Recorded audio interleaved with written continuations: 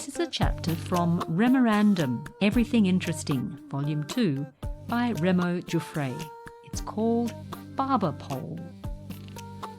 Barbering is one of the world's oldest professions, with evidence of barbers and their trade dating back thousands of years to ancient civilizations, Egyptians, Greeks and Romans. In these early societies, barbers not only cut hair, but also performed various other medical procedures. They were all good with a blade and considered to be skilled practitioners, so they would often get to perform surgeries such as leeching, bloodletting, tooth extractions, and even amputations. The editor notes, "Don't get any ideas, Frankie." In medieval Europe, the practice of barbering was even more closely tied to medicine and surgery. The most common health remedy provided by so-called barber surgeons at the time was bloodletting. During this common, and now known to be somewhat pointless, procedure, barber surgeons would have patients squeeze a pole, which served both to expose veins for cutting and increase the blood flow once they were cut. The bowl at the top of the pole would contain leeches, and the bowl at the base would collect the blood. To advertise this service, barber surgeons began to hang the blood-soaked bandages and the blood-stained pole outside their establishments, and this practice would ultimately morph into the development of the symbolic red and white barber pole, red representing the blood and white for the bandages.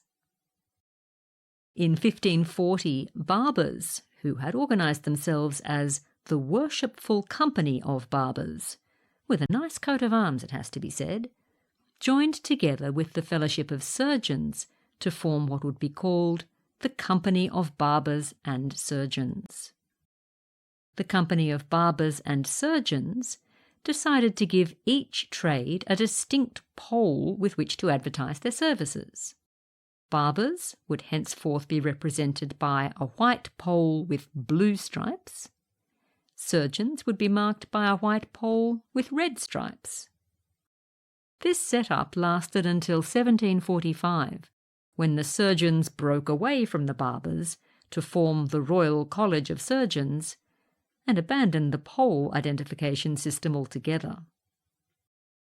In the years that followed, barbers would eventually combine the blue and red stripes into the modern barber pole that we most commonly see today. The editor notes, red and white with no blue involved. This medieval old school, we suppose. The pole may be stationary or may rotate, often with the aid of an electric motor. The William Marvey Company of St. Paul, Minnesota, is now the sole manufacturer of barber poles in North America, selling only 500 per year compared to 5,100 in the 1960s. Marvey's poles have been shipped to barbers throughout the world. Even the White House barber shop boasts a Marvey pole.